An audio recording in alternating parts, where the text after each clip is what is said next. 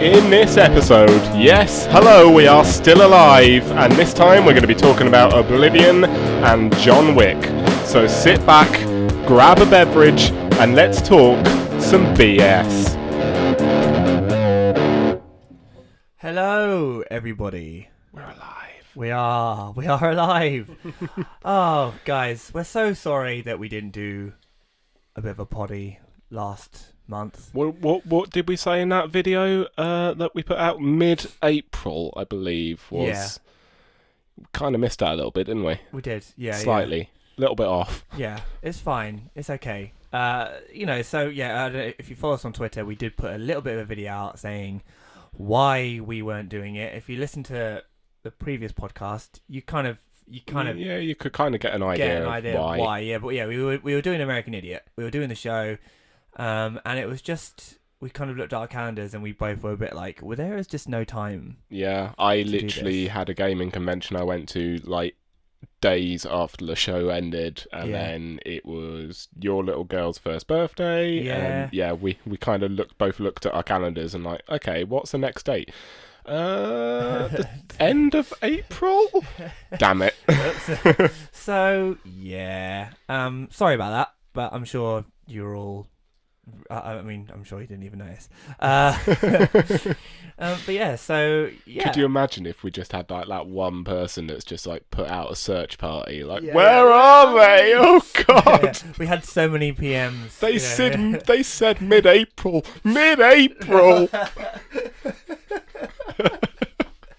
Our one fan. So it's okay. We're here. It's we're fine. Here, guys. Do not worry. So American Idiot. Let's just quickly talk about how that went. It was awesome. It went very well. Yeah, it went well, considering the stress that I was in through dress and tech rehearsal. Jesus, man. Saul was pretty stressed out. You're not even on the stage. Yeah, like a lot of us were.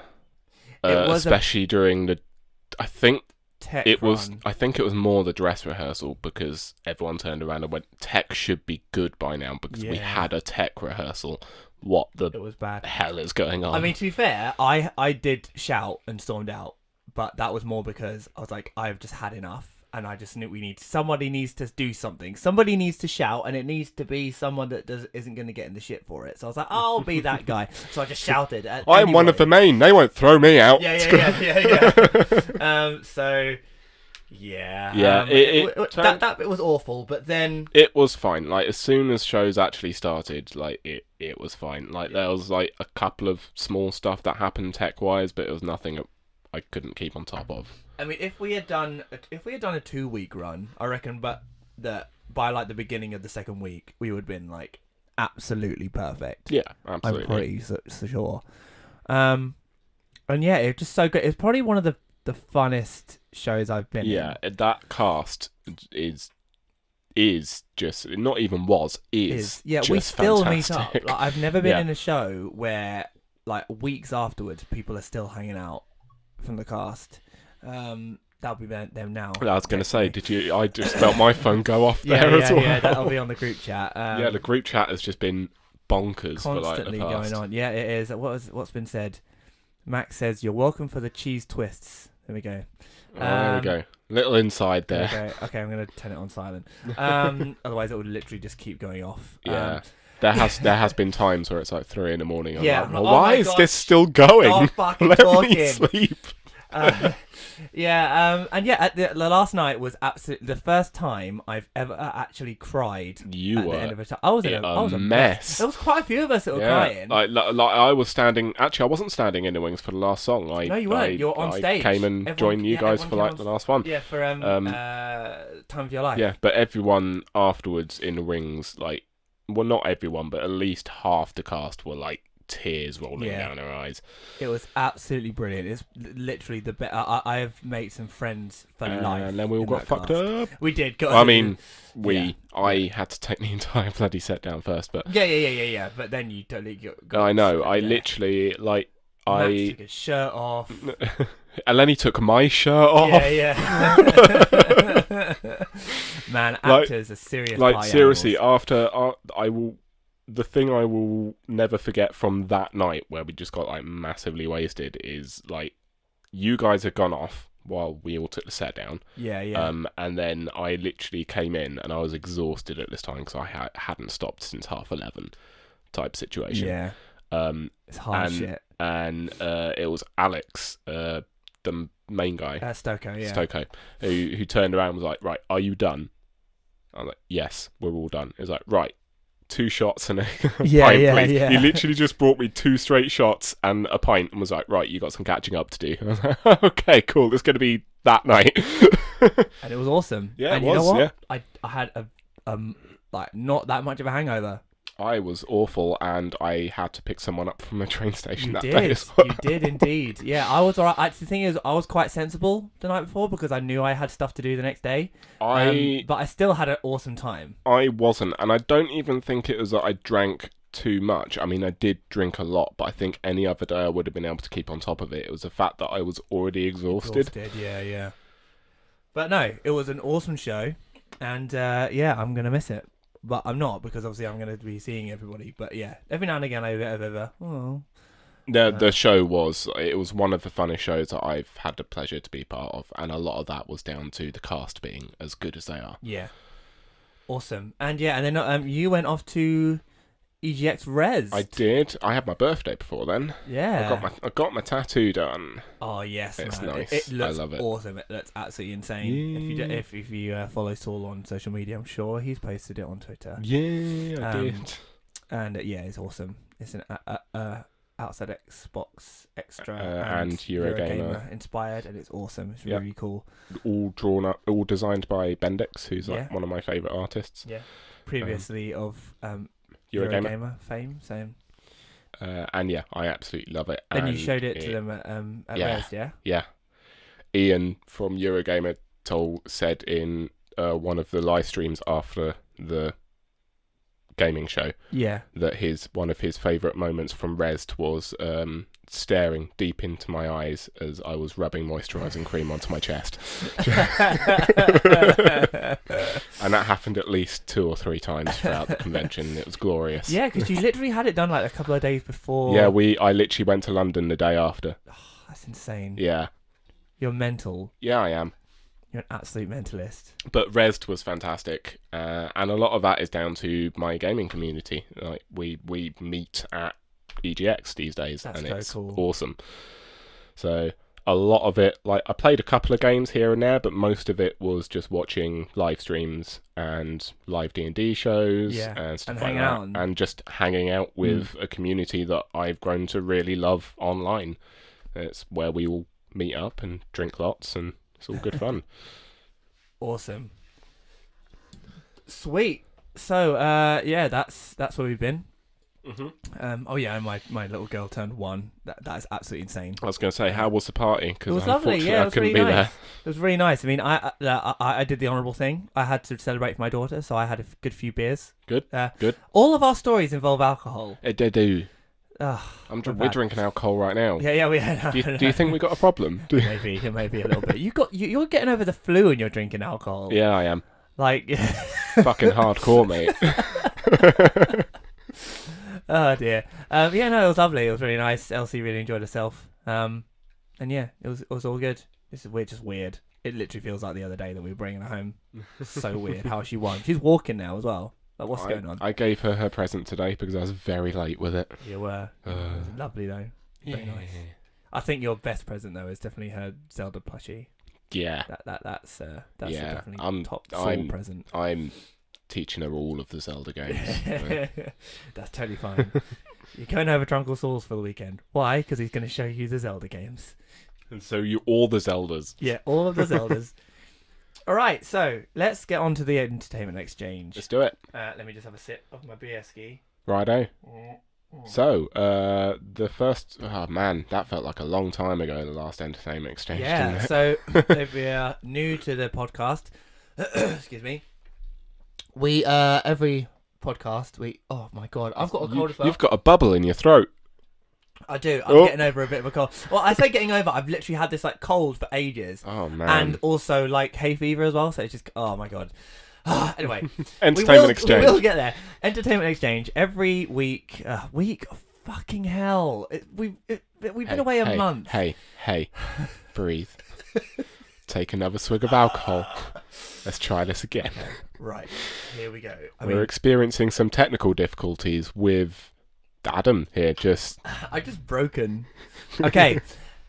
Every podcast, we exchange a piece of entertainment, be that a game, a film, a graphic novel, some music, whatever it is. And we go away, and then the next podcast we come back and we talk about our experiences. Something that we haven't experienced before. I had to point that out. First try. So, last week, almost so close. It. Fuck it. Last time, we traded. And I gave Saul the Elder Scrolls 4 Oblivion. Yes. On one I hadn't played before. I got into the franchise with Skyrim. So, very exciting times. This is literally one of my favourite games. If not my favourite game, I'd say. No pressure then. So, it's definitely on my top 5. Cool. But so here we go. So, the Elder Scrolls 4 Oblivion is an open-world action role-playing video game developed by Bethesda Studios and published by Bethesda Softworks and Take-Two Interactive Division 2K Games. It is the 4th installment in the Elder Scrolls action fantasy series, following the Elder Scrolls 3 Morrowind and preceding the Elder Scrolls 5 Skyrim, which is now available on your microwave and on your electronic fridge, on your literally old Nokia anywhere. phones. You can just play it anywhere. You just need. Oh, I'm playing it right now. I'm just looking out the window and playing it right now. It takes place within the fictional province of Cyrodiil. Oblivion's main story revolves around the player character's. Okay, that's weird. The player character's efforts to thwart a fanatical cult known as the Mythic Dawn that plans to open portal gates to the demonic realm known as Oblivion. I mean, that was almost perfect. Almost. This is why you prepare things and actually read them before you introduce them. Right, Saul. I was going to say, you absolutely didn't just wiki that 5 minutes before we hit record there. No, I totally did not. Wow, that spiked. We're doing so well. Saul, how did Oblivion go? Did you enjoy it? Okay. Yes and no. Okay. I think I know what the problem is going to be. Can I take a gander? Yeah, go for it. It's going to be the graphics. I mean... And the voice acting, like the NPCs. The voice acting is what got me more than the graphics did. Yeah. And I'll get into that later with like a couple of guilds that I did. Cool. I don't think it's even them two combined, to be honest. I think a lot of it goes to, I call this the Final Fantasy principle. Okay. I think the first Final Fantasy game you play is your favourite. Yeah. And I think it's the same here. The first Elder Scrolls game I played was Skyrim, and I think that is my favourite. And I think that's because they expanded on a couple of things from Oblivion that just makes the gameplay a little easier. Yeah. And so going back again to maybe some of them older game principles was just a little bit jarring for me at times. Definitely, yeah. I can see that. Like, I knew this going in. I knew that it would be difficult for you to sort of let go of Skyrim. Yeah. But I mean, especially because of the amount of platforms that is on now. Like, I can play Skyrim in VR. Yeah. Like, that's you can play amazing. It on the train, yeah. No, that's fair enough. That's totally fair enough. Talk me through it. Like, how did you find it? Okay, well, we'll start off with the first thing, and that is Patrick Stewart's soothing voice. And there is no better way to start a game, I don't think. That is... shut the doors of Oblivion. Fantastic. Yeah. Followed by that, like, opening punchline of a song. Yeah. Like, that I would say that rivals Skyrim. Yeah, definitely. Like, it is just as good, if not better, than Skyrim, I reckon. Like, because it properly gets you into it. Yeah, I think that. Yeah, I definitely prefer that to the Skyrim tune. I mean, I think it's quite similar. Yeah, very much so. But I think that's good in a way, yeah, because there's kind of that lineage through there. Yeah. In fact, I've got it here. Music is just on point, really gets you in the mood, like, immediately. Yeah. Which it does. What else have I got? Lord of the Rings Sauron opening. Yeah, Is that it's got a very Lord of the Rings Mordor vibe to it in one of the flashbacks. Yeah, I kind of looked at it and was like, Sauron? Yeah. Am I in the wrong franchise here? At the Oblivion Gate. Patrick Stewart's in Lord of the Rings? When did that happen? Fair, that'd work. It would, right? That'd be great. Well, Ian McKellen and him are basically like, two peas in a pod. So. Exactly. What race did I play as, you are wondering? Yes. What would you think I would play as? Well, I mean, I did recommend Argonian, just because, like, then you can swim underwater without any, like, stuff, and it's fine, and you're immune to disease. But I don't know, I feel like... I think I'm going to go for Orc. I'm going to go for Orc, and I think you called yourself Dob. I mean, you are, like... I love your thinking here, and the race that I did go for is because of a reason connecting to that, for sure. Okay. I went for Khajiit. Oh, okay. Oh, of course! And you called it Kippers. Junior. Junior, I love it. I mean, technically, it would be Kippers Senior because it came before Skyrim. Well, it's Junior. Get over it. All right, fine.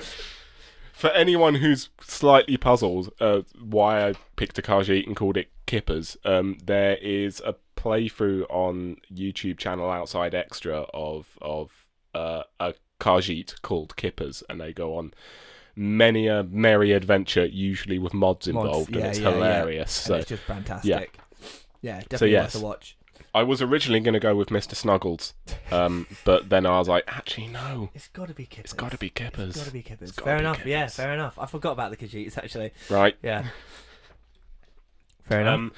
I've got here, the character creation in this game is definitely one of the weaknesses. Yeah. And it was like never brilliant in Skyrim either, but it's really noticeable in Oblivion. No, it's very like no matter, you could clunky, spend hours in that character creation and your character's still gonna look not great. No, definitely not. I think that's a lot of the reason I went with like a Khajiit over a more human character, because it's like, well, if my human character's not gonna look human in the first place, then I might as well. And that's the thing, because I normally go for like Argonian. And I think that they look okay in Oblivion and the Khajiits as well, because the Khajiit look like acceptable. Khajiit, I never know if it's Khajiit or Khajiit. Khajiit. It doesn't matter. It's fine. It's going to get argued about anyway. It is. Yeah. It's fine. Yeah, they kind of don't. They're not human anyway, so it's not. It doesn't matter that they don't look human. Exactly. So yeah. I get that, and the orcs as well. But the orcs are pretty crazy looking as well. They're a bit, monstrous. But that's fine. It's all part of the fun. But I mean, if Kippers wasn't a thing, then you're right. I probably would have gone for an orc called Dob. Yeah. So yeah. So I was pretty much there. Yeah. Pretty much there. Cool.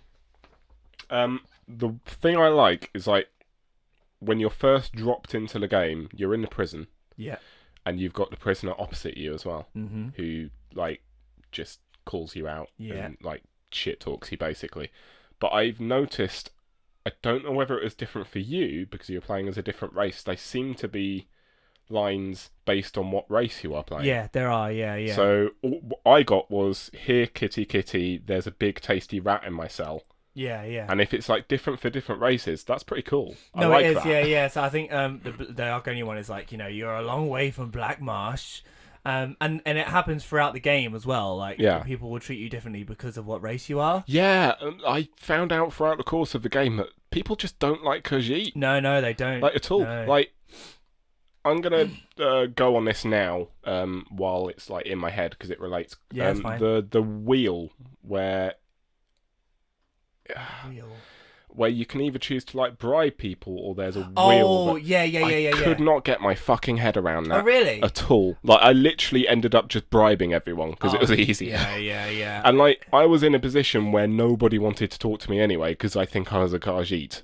Yeah. Like everyone seemed to have a problem with me.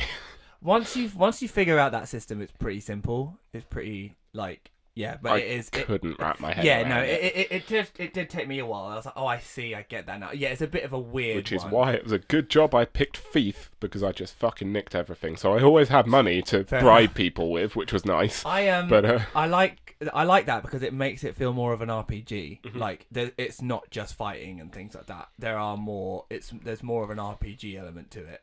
You know, it feels more like you're playing D&D where you have to roll to see if someone's gonna like you. Yeah. You know, and you have to really make someone actually like you to get them information. You know,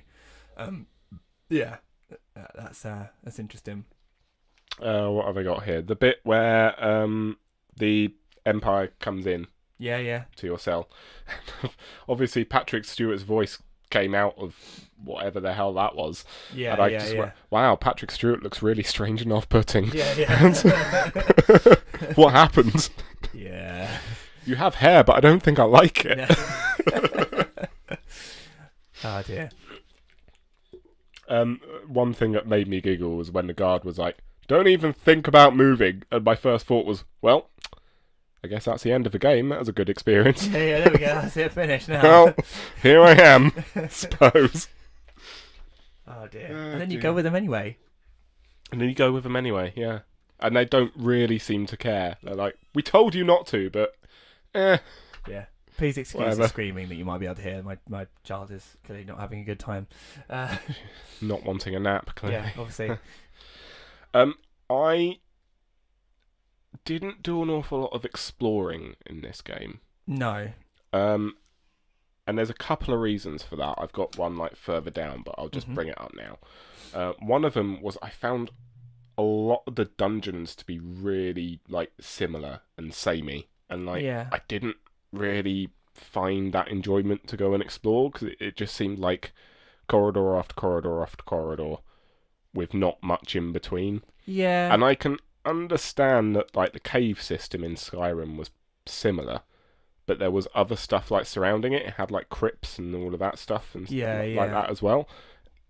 It just seemed really samey. I mean, I here. kind of feel like that about Skyrim. I kind of feel the same, like that I find it quite samey, and the actual atmosphere in Skyrim, it's like it's snowing. I'm gonna get onto that later when we leave the dungeon because I've got a point to bring up there for sure. Okay, go. Yeah, that's fine. Carry on. And actually, I'll bring my other point up later. Moving on. That's fine. Yeah, like as usual, Saul's got about 3 pages of notes, and then my notes are literally like half an iPhone screen, not iPhone, whatever, a phone screen. Yeah. What have I got here? Yeah, I didn't really enjoy exploring as much as far as gameplay was concerned because it never really seemed worth doing it to me. Yeah.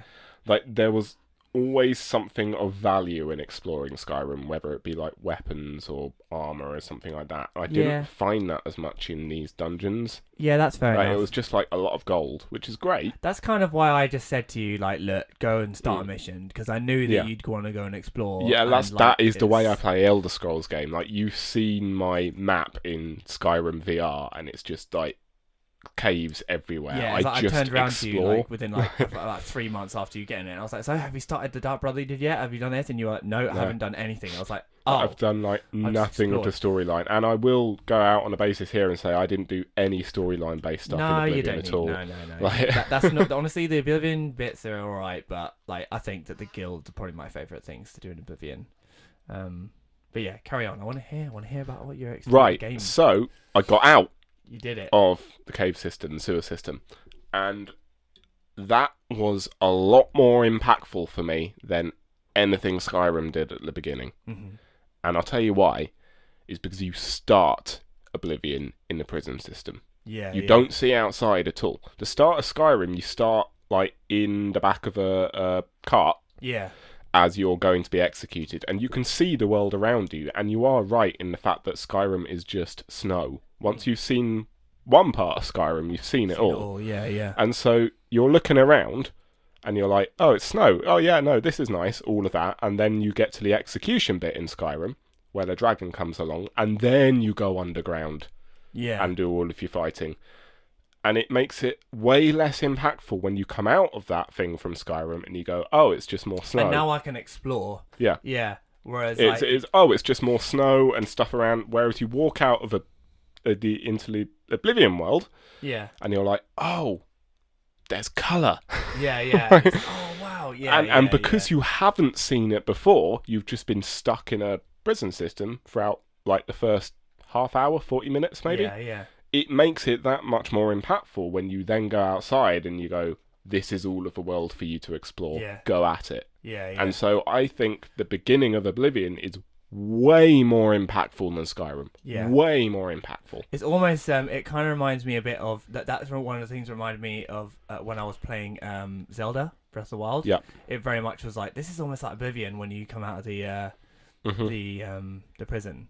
And it was just, that for me, it was the same thing. It's like, oh my god, this is the world that you're going to explore. This is what you're going to see. Like, this is really cool. So totally get that. What have I got here? Imperial City is really nice. Is a really nice and expansive place, and certainly unlike anything I've seen in Skyrim. Yeah. Home of, is it White Gold Tower? Yeah, Massive tower. Yeah, the massive tower. Yeah, which is the biggest tower in Cyrodiil and can be seen from pretty much most places. Yeah. It can even be seen in Skyrim. Oh wow! Really? Yeah. If you go to the bottom of the map, because of where it's placed, Mm-hmm. if you go to the bottom of the Skyrim map, you can see a white tower in the distance. Oh no way! Out. Yeah, I didn't know that. That's really cool. Yeah, awesome. Yeah, because it's right. Skyrim is right next to Cyrodiil. Yeah, exactly. If you go right to the border in the south, in certain places, the white tower can be spotted. That's pretty cool. I did not know that. Looks great, especially in VR. Yeah. Nice. I've got, seriously though, some of these faces in this game are just haunting to look at. Yeah, they are a little bit worrying. I mean, I like them. They bring a lot of joy to me. I mean, I suppose you do get used to it, but I think it stems from Skyrim being the first game I played, and of course, like the graphics are nothing to like mind blowing in Skyrim, but they do improve a lot from Oblivion. Mm-hmm. So I think then going back, although it didn't destroy the experience for me, because I'm not one of them people that holds graphics in a high standard. Yeah. Like, it certainly jarred the experience for me a little bit. Well, the thing is, I went back to play Morrowind after playing Oblivion, and that was like, oh no way, I can't deal with these graphics. No, sorry, I can't deal with it. And yeah, I didn't play it. But a lot of people that played Morrowind first are like, this is better than Oblivion. So yeah, it definitely is what you're saying. It is the Final Fantasy principle, I think, like, entirely. Like, the first one you play is your favourite. Yeah. Which is understandable for a game like this expansive. Yeah. I've got, my first quest was dealing with a shady merchant in Cyrodiil who the Society of Merchants, which by the way is a super lame name. Yeah. are not happy with, as he keeps undercutting them all. Later you find out that he keeps buying cheap stuff off someone who is effectively robbing the dead. Oh my god. Do you know what? That's so weird. I've never played that one before. And if I have, then I like it passed me. That's so weird. See, it's just insane how big this game is. That's the first thing I did, because I just wanted to explore around the Imperial City for a bit, and so I went to like shops to sell off what I collected throughout the prison thing, and found this side quest along the way. That's so cool. Yeah, it's great how that happens. And I love that. So the Oblivion NPCs, and if you know, but they actually created a system that is only used for them, and it's like they have like needs and wants and stuff, and they actually can go, if they're hungry, they will go and eat. Yeah, and it was a system that took a lot of development time on Bethesda's part, and I only know this because the YouTube channel I introduced to you recently, the Carl Smallwood, the Fats guy. Yeah. I think that's what I might have seen. Yeah, talks about just how broken it was to begin with. Yeah. But the thing is, it still technically is a bit broken, because they will just go up and have random conversations that don't really make any sense. It's a Bethesda game, of course. Yeah, but the thing is, it's good because it does give them a bit more. It gives the city a bit more life. They're not just sat there like hammering at a thing for like a blacksmith just hammering at his thing literally every time you see him. Is that something that isn't something they brought into Skyrim? Is it? I don't think. No, I don't think so. No, not to the same extent. Anyway. No, they definitely walk about and do stuff, but it's like. Yeah, well, it's very similar to Breath of the Wild. All of the villages in that place, everyone has their own jobs, their own routines, their own. Yeah. It's fantastic. So. And it makes it more interesting in terms of like if you're Dark Brotherhood, that you have to actually learn their routine to stalk them and stuff. Let's get on to that, because I just want to hear. Did you start? Did you do? did do the Brotherhood. I didn't do like a massive amount of it, but I did do it. Okay, I'm interested to hear about that because it's my favourite guild. So let's get on to that. Can I talk about the Thieves Guild first? Okay, go. Mainly because it ties into a couple of stuff later on with the Brotherhood Guild. Okay, cool, yeah, go. How awesome it was compared to the fucking Thieves Guild. Okay. Also, I've got here, I really, really, really dislike the lockpicking game in this a lot. Okay, oh really? I fucking hated it. So, which as a thief was a real problem. Yeah, I'd say that's definitely not okay if you're a thief. Yeah, like in these like guild quests, you'll hear me talk about, oh yeah, I like picklock this and blah blah blah. But what you hear me say is, in the actual fact, what I did was went through about 20 odd picklocks to try and get through one fucking door. See, the more Oblivion you play, the more adverse you get in the, oh, this is an expert lock. And save. Yeah. And then it's like, oh no, I've ran out of my 100 lockpicks. It's okay because I saved beforehand. I can go back to my save. 3 hours later, it's just you sweating with a controller in your hand going, for fuck's sake! Yeah, the lockpicking's a bit of a ball ache. So, Thieves Guild. Yeah. To get into the Thieves Guild, I needed to bring the Diary of Amatus Alitus without killing any of the people I was competing against to get into the guild along the way. Yeah. That was the way I managed to get in. I had to basically locate the house through beggars in the city who feeds you information in exchange for coin. Basically, I talk... Oh yeah, this is where the voice acting comes in. Yeah. Because the beggars in this, every single beggar that I talked to had at least 2 voice actors voicing one beggar. Yeah. And they weren't even similar sounding voices. No. It was... I kind of just sat there. I was like, what? Like, no.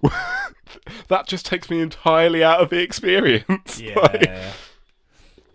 Yeah, that I had a problem with the voice acting more than I did the graphics, because the graphics, I'm the kind of person who can just put that to one side. It doesn't bother me as much, but if the voice acting isn't up to scratch, it's more noticeable to me than visuals are. Yeah, that's fair enough, yeah. 2 of us entered the guy's house at the same time, and there was a literal race over who could get to the diary first, which they're an NPC, so they automatically knew where it was. Oh, yeah. Oh, shit. I didn't, so I literally had to, like, basically follow this NPC to where I roughly thought they were heading, and then undercut them right at the end. Yeah, like, no, fuck off! Oh, my God. Yeah. So, yes, it was a race over who could get to the book first. It was me. Yeah, of course. Grey Fox is their leader, which is a great Metal Gear Solid reference. Okay. It just is. Alright, fair enough, that's fine. I don't know whether it is intentional or not, but it's a great Metal Gear Solid reference. Fine, okay, I'll take that. I'll take your word for it.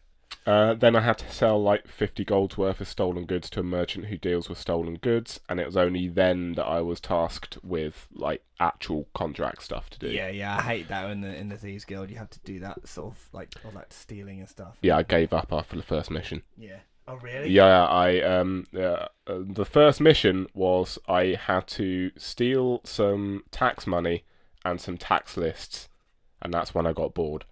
And the real kicker was after that I got promoted to Footpad, which is a really fucking lame name. Yeah. And I was like, cool, I just nicked all of this stuff to get into your guild, and the first thing you have me do is nick some tax money. I'm already bored. Yeah. Thanks. See you later. So with the Thieves Guild, spoiler alert if you haven't played Skyrim, if you haven't played Oblivion, but yeah, you get to the end of the Thieves Guild and you do get to become the Grey Fox. And you get his Grey Cowl of Nocturnal, which I know that I mean it definitely has an enchantment, but I can't remember what it was because I just very rarely played the Thieves Guild because it was a little bit boring. You get to be Grey Fox. Yeah, you get to be Grey a Fox. cyborg ninja outfit. No, and you don't. But the thing is with that, as soon as you put the Grey Cowl of Nocturnal on, if you're out in the open, your bounty goes up to like 3,000, and everyone's so worth it. And everyone's like, it's a great boss, get him, fucking get him, and they all chase you. Like, literally straight away. That is it's like almost as useful as a golden piece of shit there. Yeah, I know. Yeah, I'm sure there's something else it does as well, but I can't remember. So don't normally bother with the Thieves Guild. I did do it once and it was enjoyable, but yeah, I got bored immediately with it. The first mission, I was like, great, I just did all of that to steal some tax money, and you've promoted me to someone called Footman. Fuck off. Yeah, fair enough. I've got here, the leveling up system for this is a pain in the ass, and I preferred it a lot more in Skyrim, where you have to like sleep in a bed to level up. Oh, okay. Yeah, it's a bit of a pain. To be fair, I can see all the improvements that was made for Skyrim. Yeah. Like, straight off the bat. And so then moving back a game to sort of discover what these problems might have been like was a little bit like, for me. Like, it didn't destroy the experience entirely, but it certainly dampened it a little bit. Yeah, I get that. Tell me about the Brotherhood, Saul. I've got one more thing to say, and then we're getting straight on. We're like, what? We're 36 minutes in now. Yeah. Go. So, I originally liked the fact that you could fast travel anywhere. Mm-hmm. But I think it was another reason that I didn't do as much exploring. Yeah. Because I was never really forced to, which is kind of a shame. Like, and I know in Skyrim you can like pay someone by horse and cart to get from village to village, but you actively have to like go do that. Yeah, and then you can fast travel to those and then things. like you have to pay gold for that and all of that. You can only fast travel to the You can only fast travel to the cities though. I know, but like even that. Just having that straight on a menu where you can be like click, click, click, done. Yeah, I mean, I like that personally because it just if you just want to get on with the game and the story. Yeah, I get why, but it didn't suit my play style of the way I play an Elder Scrolls game. If that makes sense. Yeah, like it kind of got to the stage, and I know that I could have ignored it and gone and explored around, but when I have it, then you can. Use it. Yeah. Like, see, that's the thing. I didn't like that in Skyrim. I wanted to go to see all the cities first, and then like it just makes the game a bit easier. To play. And I think that's what makes it interesting is that we both have different play styles of how we approach an Elder Scrolls game as well. Yeah, definitely. And it's great that you can have a game where people don't play in one style. Yeah, definitely. Yeah, perfect. That's a fair point. And then I decided to kill an innocent. Yeah. You sleep quite soundly for a murderer. Yeah. Man watches me while I sleep and then tells me I'm a sound sleeper for a murderer. That's literally my next note. Well done. Lucian LeChance. Tells me that I have to go kill a man called Rufio in an inn somewhere before I'm given a virgin blade, the Blade of Woe, which is a blade I recognise. That was in Skyrim as well. It is in Skyrim, yeah, it is in Skyrim. It's quite an important blade in the Dark Brotherhood. Yep. I found the inn. The inn was called the Inn of Ill Omen. Mm-hmm. Yeah. Someone should probably rebrand. Yeah. Seems like a place someone might get murdered. Right? Yeah. Yeah. Speaking of which, that first kill was beyond easy. Oh yeah. But I just think in a bed. Well, yeah. So I did my. Obviously, I played the way I play every Elder Scrolls game that I've ever started, ever, which is I tell myself I'm going to do something different apart from being a stealth archer, and then I'm just a stealth archer. Yeah. Every time. As soon as I pick up a bow, it's like a disease. I'm like, yes. Yeah, I'm always like, right, I'm really, really, really going to concentrate on my stealth. And then I'm like, fuck this, and just go in swinging, got swords blazing. I'm all about the stealth, and if I can take you out with one arrow from really far away, I'm a happy man. Yeah. I think that goes hand in hand with my exploring of the game, probably. Yeah, fair enough. So yeah, that was great. By the way, my phone's been like continuously buzzing. Oh really? So that'll be the group chat. Yeah. So yes, I did my usual stealth kill of arrow in the back of the head while he sleeps. Perfect. Yeah. Dies instantly. Mm. Did you not have to use a Blade of Woe for that kill? No. No? Oh, okay. No. There were like certain contracts where you do need to do it a certain way, which goes on to the next one, which is I'm now officially a part... actually, no, it wasn't the next one, it was the one after. I'm now officially a part of the family of the Dark Brotherhood. And the Brotherhood settlement is in... Chadenhall. Chadenhall? Yeah, I've got it written down here, but... Yeah. Dyslexia, it's a thing. Dyslexia attacking again. Which by contrast is like quite a bright and colourful place, which I found quite amusing. It's just like hiding this dark secret underground. Yeah, with the black hand and I love it so much. Yeah, that door.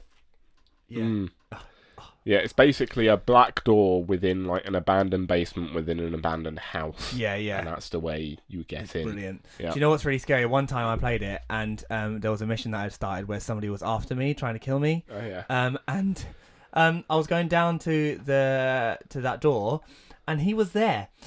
Shit. And all of a sudden he ran up to it. Ah! I was like, oh my god, there's never anyone in this house! What the fuck? I got so freaked out. I was like, oh fucking hell! Who's in here? Yeah, so that was terrifying.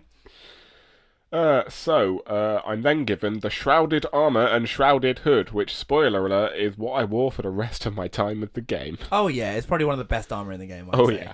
Yeah. It's like Daedric armor in Skyrim. As soon as I get hold of that, it's like, well, I'm wearing nothing else. Yeah.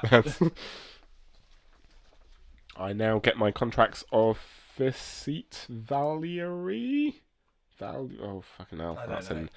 Basically the vampire who gives you contracts right at the beginning. Vincente Valieri. That's the one. Yeah.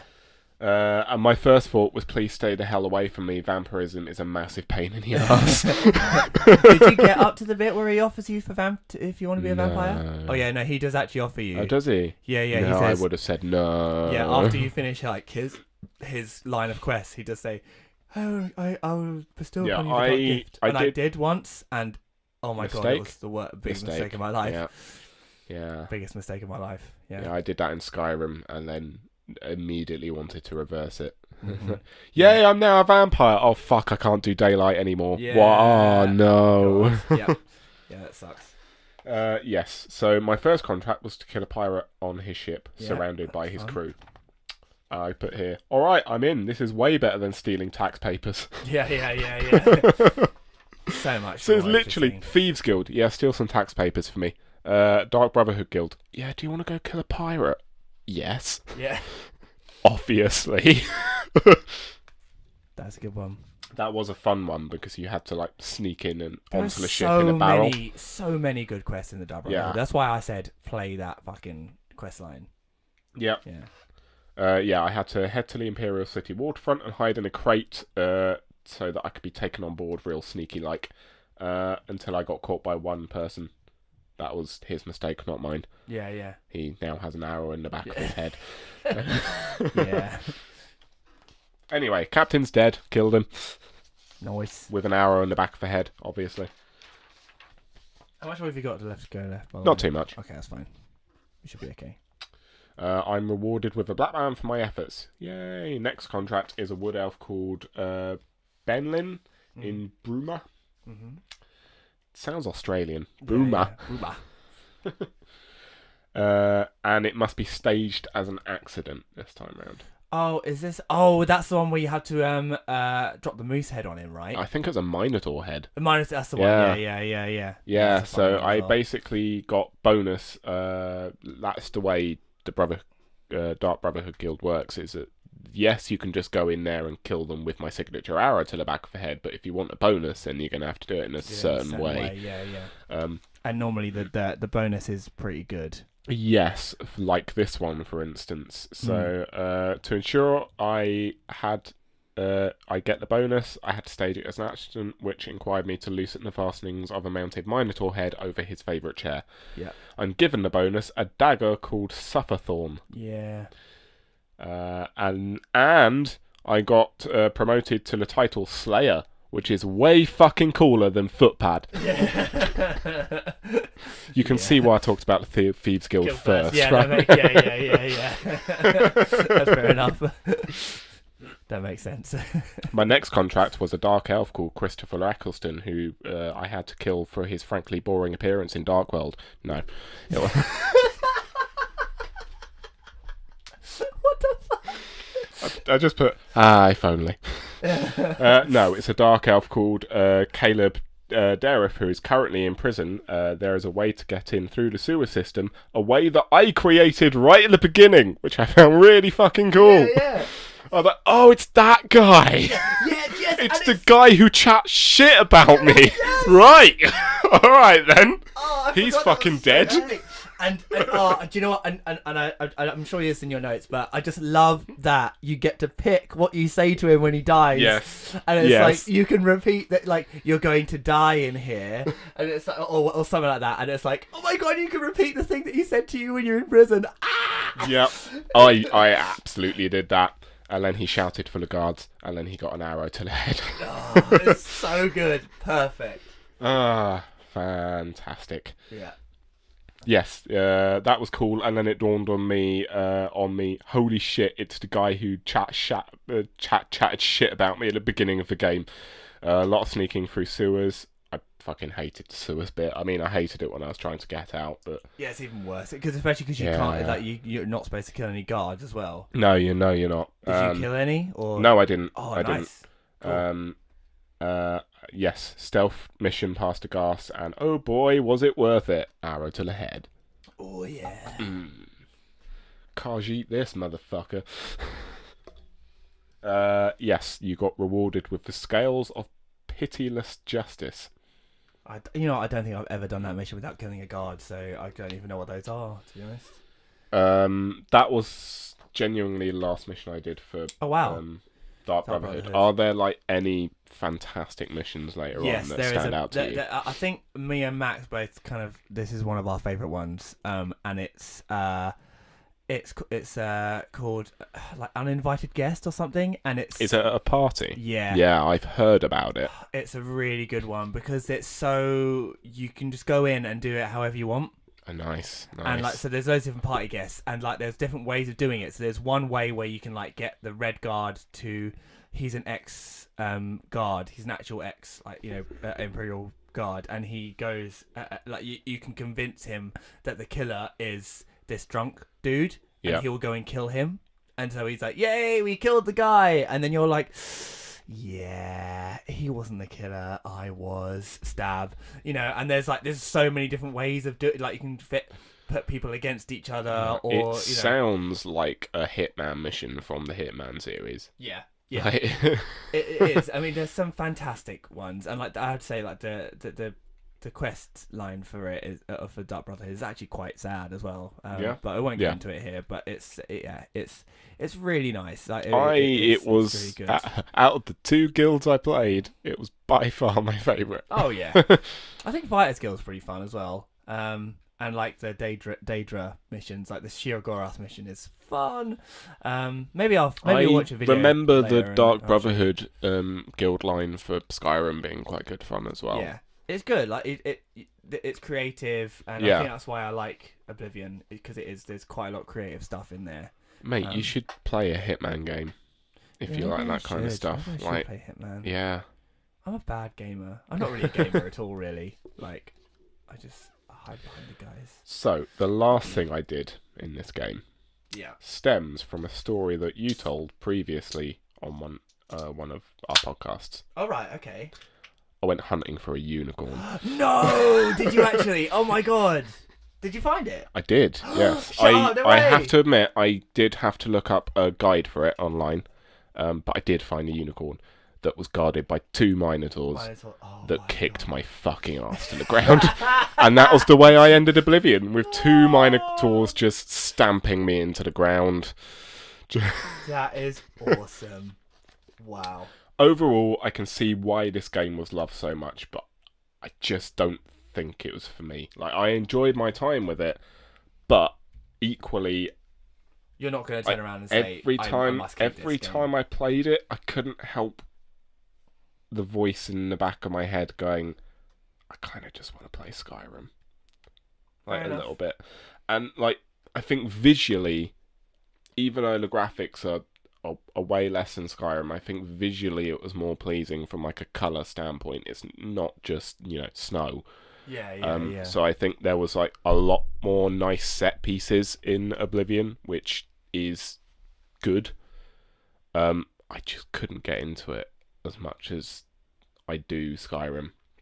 And I genuinely think a lot of that stems from the fact that I can now play Skyrim in VR, which a lot of people would see as a gimmick, but like it has just enveloped me. Honestly, like since I played Oblivion, it was always like I want to play this sort of game in VR because I think it lends itself so well to it. Like, Christ, you can hold your sword and swing it.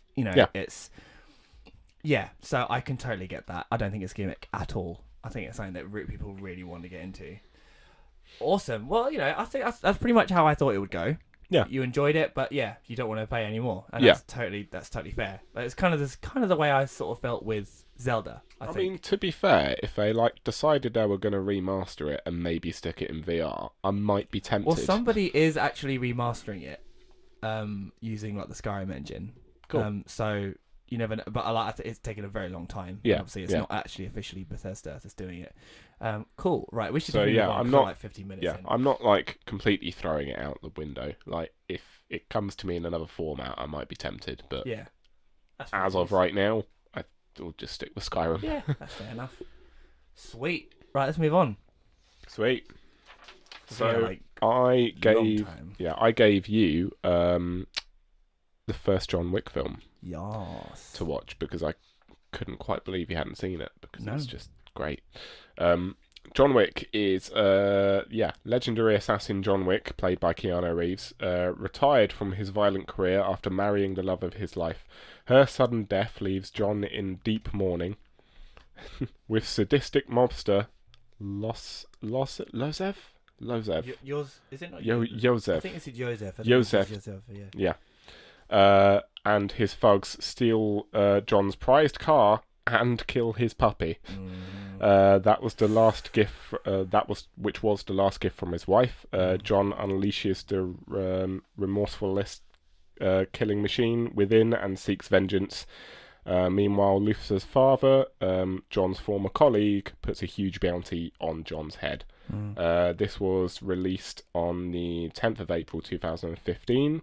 It had a budget of $25 million and took in a box office $88.8 million. Wow, that's all right.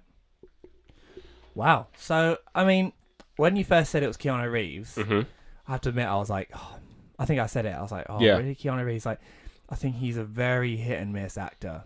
Very hit and miss. He's either brilliant, i.e. Matrix. Yep. Or he's Bill and Ted. Yeah. Absolutely brilliant. Or he's just shit. Like, and just dollars dishwater. This he was actually, to be honest, the best I've seen him. And that's because he put a lot. I don't know if you did or not. Did you watch a featurette of like? No, I didn't. He put a lot of fucking work. Like all of the stuff you see was him. You can totally tell that. Yeah, you can totally tell that. There is there's hardly any stuntmen if there is and if there is, then it's hidden really well. Like I said, I haven't written loads of notes, but to be honest, I don't really want to linger on it that much because I just think I don't have that much to say because. I think really my overall thoughts on it was great. It was good fun. Yeah. It was a fantastic action film. I just love it. Like so I'll go into a bit more detail later. I'll just go through what I've got written. So the thing that won me over, that where I was like, okay, well this is gonna be awesome, was when he turned around and he said like, every bitch has his price or something like that, and then he turns around and he goes, and in Russian, like Keanu Reeves goes, not this bitch, and I was like, oh snap, oh my god, because I was like, what's going on? So and then that happened. I was like, oh okay, and that's when you have a first inkling of like, who is this guy? yeah. This is one thing that me and Cap kind of both agreed on because we watched it together. Mm-hmm. That it was a little bit long, the beginning. We feel like that it could. I mean, I get that the building the tension is that you don't want it constantly guns are blazing, but we were half an hour in and nothing had really happened. Mm-hmm. And it was just a bit like, could have zoomed it on a little bit faster. Also didn't like the ending of the film being the beginning. I hate that. It's a really shitty cliche. It's like, oh my god, I was literally as soon as it happened, I was like, and then they're gonna say 3 weeks late, 3 weeks earlier, like, I'm like, but thankfully they didn't. But it was obviously that. And then when it came back to it at the end, I was like, oh for fuck's sakes, it actually was that. Okay, so that was a little bit annoying, but it's fine. I can deal with it. What I love about this was that, like I said, that nothing had really happened. You hadn't seen him like with guns around the house. You hadn't seen him like being a badass. You didn't know anything about him. And then like the shit happens with his dog, fucking wankers. Yeah, right. Like massive wankers. You if you're in a cinema on the day of this release, I think as a British audience, you would have collectively heard just kick their fucking asses. Yeah, yeah, definitely. So, but what I love is like when like each character you see like when you go, where'd you get this car from? And he's like, this bloke, and he's like, get the fuck out of my house. And then like again, boss. And then the big mafia boss or whatever, and he's like, whose car did he stole? John Wick's car, and he just goes, oh, and I just and even then you still don't know what he's done. But at that point, like, you wake up like, oh fuck, like this guy is serious business. Like, you don't, and the thing, they don't. He, even after he confronts his son, it takes him a very long time for him to actually say, this is what he did. Yeah. Like, this is why he's a badass. Yeah. And it doesn't, but the thing is, by that point, it doesn't need an explanation. From the looks, not even, you wouldn't have even needed that, or like the car dealer to go like, get out of my thing, get the hell out of here. For you to know, this guy is not to be fucked with. Yeah. You fucked with absolutely the wrong person. And I don't think I mean there are lots of films like that. There are lots of films where obviously the guy is a big badass, but I don't think I've ever seen it done so well. Yeah. Because normally you'll see like them, with a Wolverine film or something like that. You've seen him be a bit of a badass before, and so then like when they do something bad to him, you're like, oh shit, you're about to go down. Wolverine's gonna get you or whatever. Do you know what I mean? With this one. You don't know anything. You just don't. No. And as soon, I mean, you kind of figure it's going to happen because it'll be a shitty, film otherwise, but it's just so well done. And I loved that. I did like that a lot. That got me hooked. I was like, okay, yeah, I want to see what's going on. You just know he's going to be badass. Yeah. What I really like about this film as well, which is what I think kind of made it more of an enjoyable action film, because I like action films, but they're kind of Yeah, I know that you're not. I know they're not your favorite. Once you've seen one, you kind of see them all, and like for them to be really good, for me to really enjoy them. Sorry, the action sequences have got to be great, because obviously that's what you pay for. Yeah, and Oh yeah, and I mean, obviously, when you see in films like Ong Bak, where like there's no stuntmen, there's no wires, there's no safety nets, and like Tony Jaa is just like kicking everyone's ass in like fully like no stuntman, then like any other film after that is like you've got to do really well to impress me now. Mm-hmm. And what I liked about this one is like the fight sequences they went from 1 minute it was like a ballet with freaking guns. Yeah. Then the next minute it's just Keanu Reeves literally just strangling this guy and wrestling this guy, like not in necessarily a really flashy way. And that's the great thing about this, is that nothing that he does in this film is particularly flashy. It's just effective. Yeah, that's it. But it's great because you do have those minutes like, oh shit, oh my god, and then 1 minute later he's like, and it's like there's just a full on, just like almost like a little bit realistic, gritty, like wrestle going on, and I liked that a lot. That really got that. I was like, okay, you know, I like this. It's cool. It's not like, oh my god, wow, look at him doing the backflips and shit. It's just effective. I'm gonna go in. Yeah, it does what it needs to do. And yeah, what I also liked was the plot. It's not a crazy plot. No, you don't have to concentrate on it at all. No. Like it's guy very... kills his dog. He goes in on a killing spree. It's very similar to The Raid, which is another one of my favorite action films. Is that the premise is really simple. Yeah, like you don't even need to really read the subtitles of The Raid because it's completely subtitled to understand what's going on. No, you're just like, okay, bad guy at the top of that skyscraper, get to the top. Yeah. Easy. Boom.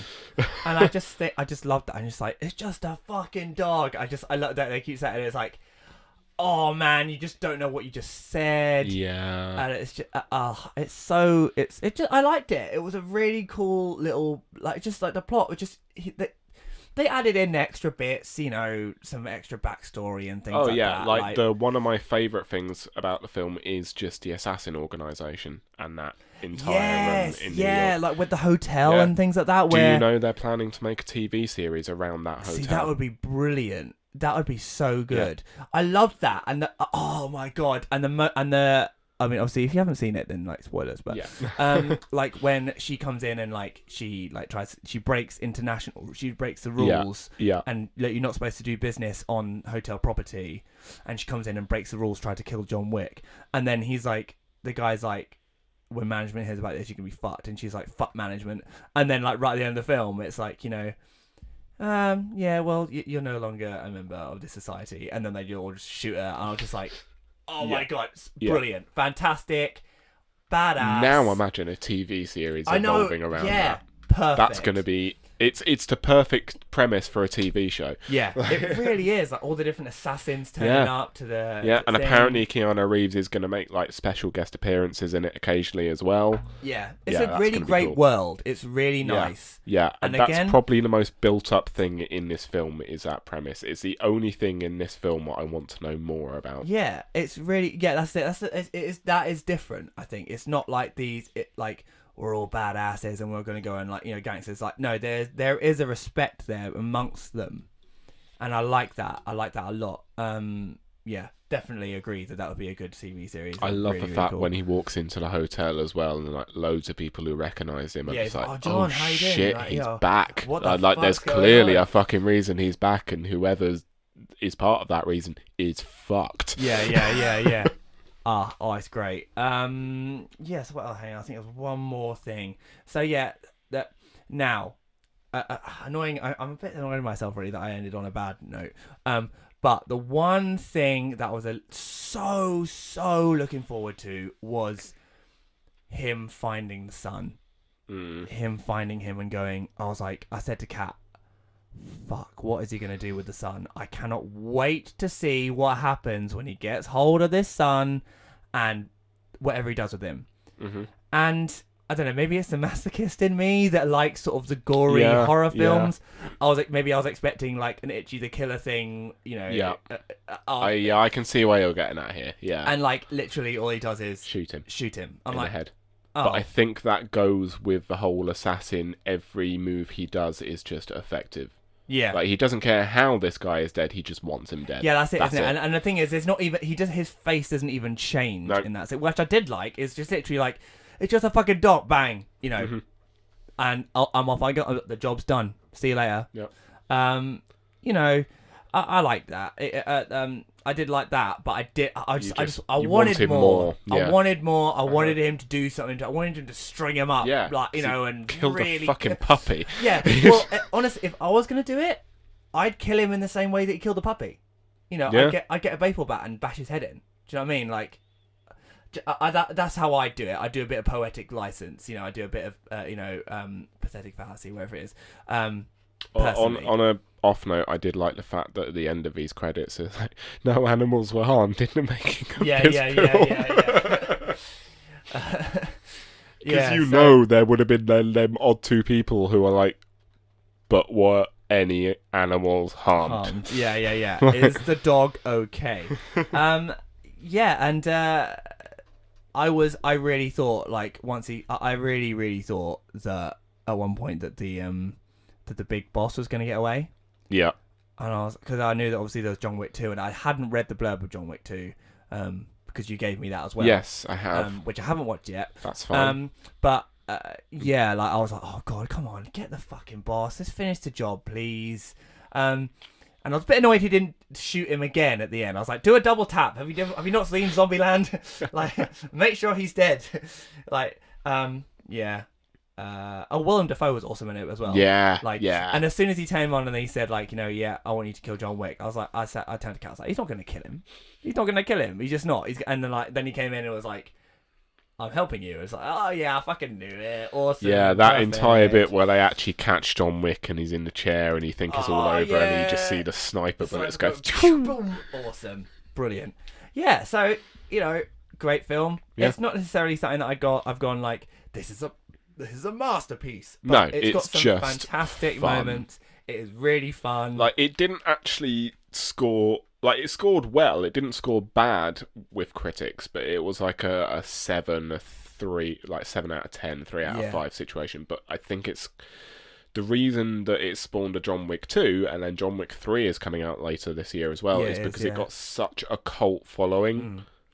I had to say that I'm not sure how well John Wick 2 will sit with me. It had to be really good because I think the build-up of John Wick and about how like the build-up of him being a badass and the anger behind it is what makes it a good film. The one thing I will say about John Wick 2 is it's definitely a bit slower. Right, okay. But stick with it because the end payoff is worth gets you really excited for the next film. Okay. Really excited. I'll definitely give it a watch. Yeah. But yeah. I'm going in dubious again. Yep, that's fine. Cool. Have you got anything else to add? This film introduced car fu. What? Well, he used a car to just kick people's ass. Oh, God. In like the car fu. Oh yeah. That's genuinely in the featurette. That's what they call it. Car fu. Car fu. That is awesome. I like that. Also, can I just be gush about just that entire club scene where he just goes in and kicks everyone's fucking ass. Yeah. He just takes absolutely no shits. Yeah. Oh, I love it. And then like that one guy who's like he gets a bit of him. I was like, oh no. And then I was like, oh wait, he's gonna get him back later, and he fucking does. Yeah. I was like, yeah. Also, I just want to applaud like the camera work for this film as well because I think that's just as impressive as any of the stunt stuff. Definitely. Like some of the continuous shots where like the cameraman is just following him for like an entire minute and a half as he just choreographs kicking people's asses. Like it is as much of a choreograph with the camera person as it is with everyone else in front of that camera, and it's beautiful to watch. Fantastic. Right then. So there we go. That's John Wick. Yeah, that took way shorter than mine. I did say, like, to be fair, yours is like an open world game. Mine is like an hour and a half film. So it's always going to be that way, isn't it? Really. Genuinely glad you enjoyed it though, because you never like any of my stuff. So that's not true. I do like some things. I just have critique about a fair few of them. It's fine. Right. So shall we exchange for next time? Yeah, let's do it. Who wants to start? I'll go first. All right. I'll go first. So I'm giving you a film. Ooh. Now I don't think you've seen. I think we've spoken about this before. I don't think you've seen any of this director's films, and if you have, then you might have seen one or two, but not necessarily gotten delved into this universe. Okay. But it's a Kevin Smith film. Right. It's his first film. It's Clerks. Right. This it's in black and white. Sweet. Because basically he sold all his comic books to make this film. Fucking hell. He basically this was like his first feature film, and it was kind of his like, if this doesn't work out, then that's it. End of the line. Never gonna happen. I mean, I can respect a man who will sell his most prized possessions to pursue a dream. Well, that's it, and and it paid off. So. Yeah, and the reason why I'm giving you this, and I think, because I was like, oh, no, what film should I start with? Should I start with Clerks, or should I start with Dogma or Jay and Silent Bob? And I was like, no, you know what? Was because there's a whole universe. Like this is the Askew universe. Like Jay and Silent Bob. Like they have like all the characters in these films. They all come back in all these other films. But this is the film one that started it all. But the reason why I was like, you know what? I need to show this to Saul is because you work in retail. Oh shit! Yeah. Right? And obviously it is clerks. They are shop clerks. Yeah. And I really think you're either gonna get a kick out of it or you're gonna go, this is fucking annoying. But yeah, so either way it'll be entertaining. Yeah, I think you'll get a kick out of it. So yeah, right. Have a watch. And yeah. It's the 10th anniversary edition. It is, yeah. I mean it's got 3 discs, which I've never watched. Okay. I mean, depending on how much I like the film. If I like the film, I'll probably like dive into all 3 discs. Oh yeah, I'm sure you will, yeah. Because I'm that person. There you go. So that's Clerks. Lovely. Thank you. Great little Kevin, getting you into the Kevin Smith universe, the Askew universe as it's called. Love it. Yeah, cool. I too have brought you a film. Oh, so it could be film episode. Yes. You expressed that you hadn't seen this a while ago, and I just kept it in my little brain bank. Little brain box. Yep. Ooh. I'm excited. I can't remember what I've said, to be honest. I can never remember what I said. Can't remember what I said 5 minutes ago. What I have brought you is like a film that, as a child of 5, I watched over and over and over to the point where it started wearing out the videotape. Oh wow, okay. And I finally managed to track this down on Blu-ray, which made me even more happy. Ooh. I brought you Labyrinth. Oh yeah, awesome. Oh, sorry. So excited, he's knocking the mic. Oh, cool. This is great, and it's not the perfect film. There are definitely plot holes. There is definitely some things wrong with it, but I love it. Yeah. And it's got David Bowie in it. A lot of people can be very surprised I haven't seen Labyrinth. But yeah, I think it's I was. And yeah, it's just great. The puppetry in it is great, and Jim Henson, fantastic. I am giving you this with a caveat though, which is, if possible, I'd love you to play the drinking game for it. Right. Okay. What's the drinking game? The drinking game, and I'm not going to make you do this with shots because it will kill you. But, yeah. An alcoholic beverage of your choice, preferably low in alcohol. Yeah. That you can take a nice hearty swig of every single time David Bowie's crotch is made relevant in a shot. Okay, and is that like a shot, then cut, then shot, then cut? Oh wow, okay. Right. Alright. So it's not like a continue. Well, like if it's on for like 5 minutes, you don't just continue. No, just a nice hearty swig every time David Bowie's crotch is made relevant in a shot. Okay, so maybe what I should do is then I should watch it first and then maybe rewatch it again. Yeah, it's up to you. With the drinking game, so I don't ruin my experience. Maybe, I don't know. It's up to you. What do you prefer? Or you can just pretend that you drank. No. Saul, if the COD key is anything to go by, we keep our promises. I will drink. Honestly, if you're not playing with shots and you're just playing with a beer, I think you're going to be fine. Cool. You might go through like a few beers. Well, maybe I'll watch it with a beer and see how I'm going, and then if not, then I'll go. Well, exactly. Yeah, cool. Sounds good. Awesome. Right. So we're doing all right with time. I've got one more thing for us to do before we pack up. Did you have anything? No, it's fine. Ignore me.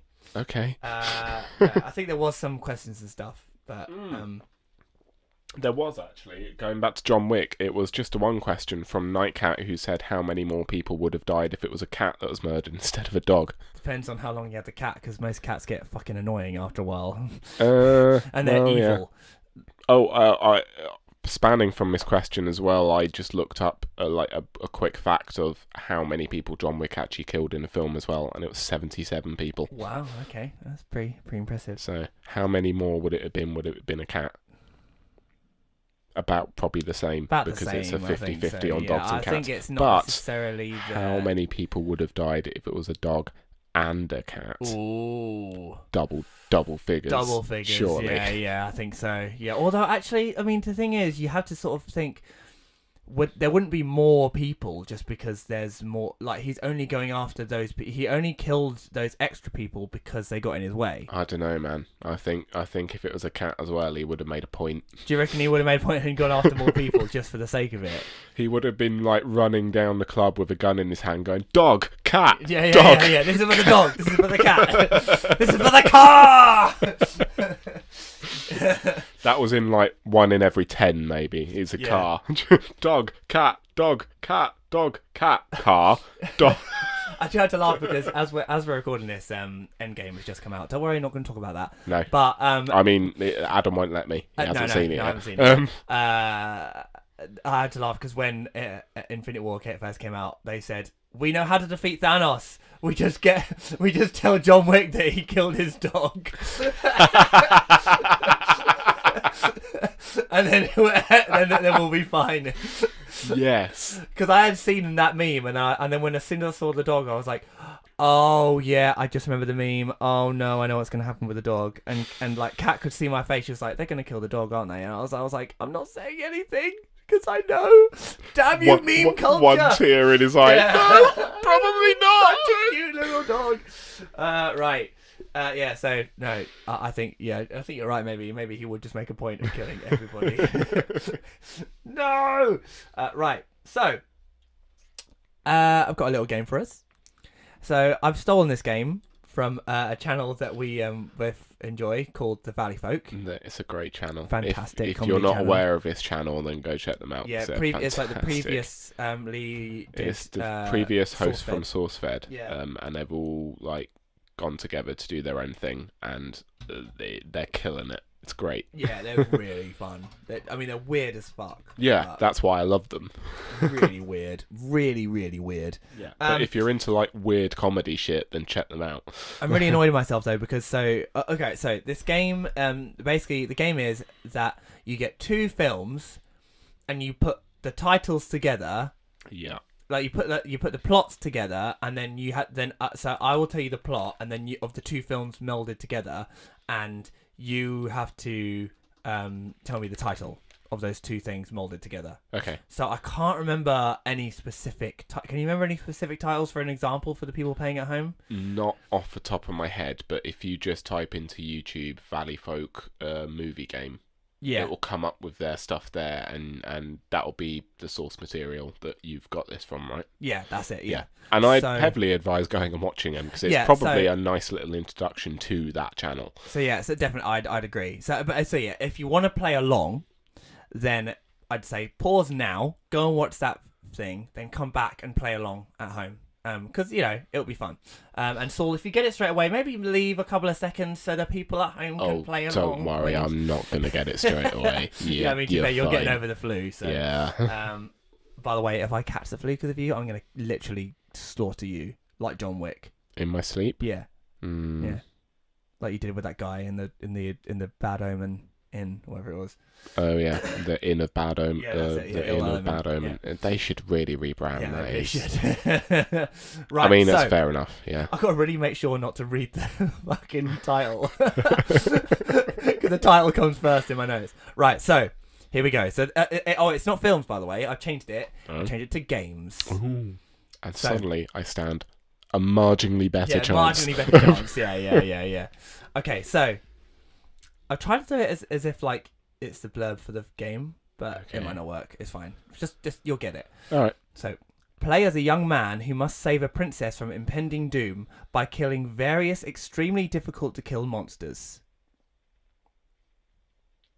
Young man saving a princess as either Mario or Zelda. I mean, typically, if you wrote the questions with me in mind, it's gonna be one of the two. With extremely difficult to kill monsters. Yeah. Just think, like, what's like the one that literally the go-to hardest game that people tend to go for? Oh, Dark Souls. The Legend of Dark Souls? Well, the Legend of Zelda. Oh, Dark Souls. Yeah. The Legend of Zelda Dark Souls. Yeah. Here we go. We're starting. Here we go. We're going. Right, so Explore the vast, unending universe and collect various data using your magic shout to win a war between two opposing factions. I think I know this, but I'm going to leave that pause. You can leave that pause. Yeah. You can leave it pause. Let people think about it. That's enough. That's barely enough time. It's No Man's Skyrim. Yeah, it is. Yeah. That's great. Okay, so turn-taking RPG series using...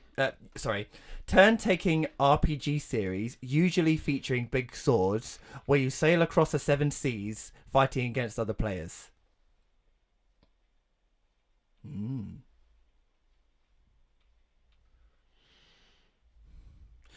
This is really fun. Just quiet silence. Final Fantasy of Thieves. Yeah, fucking hell! Brilliant, man. Oh, man. Awesome. I'm enjoying this. Yeah, I'm not going to lie. Yeah, it was really fun to come up with. I thought I'd find it really hard, but it was really fun. Okay, so travel the world and wow people with your rock and roll. And with your team of weird and wonderful characters, including a massive pig, a DJ, the Grim Reaper, and a super fast British woman. Oh my god.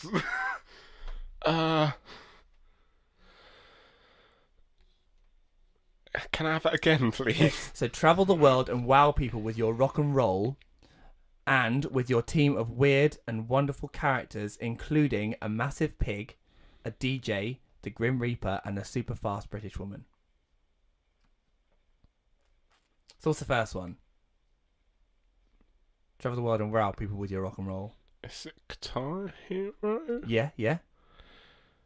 Guitar Hero for what? Yeah! Nice. I don't play Overwatch nearly enough. No. But I was like, yeah. Yeah. Lots of pauses in this one, just taking drinks and things. Okay, so this might be my favourite one, I'm not sure. Oh no, no pressure. No. So, destroy 16 giant monsters to save your sister's life as he travels through your ancestors' memories in old Italy.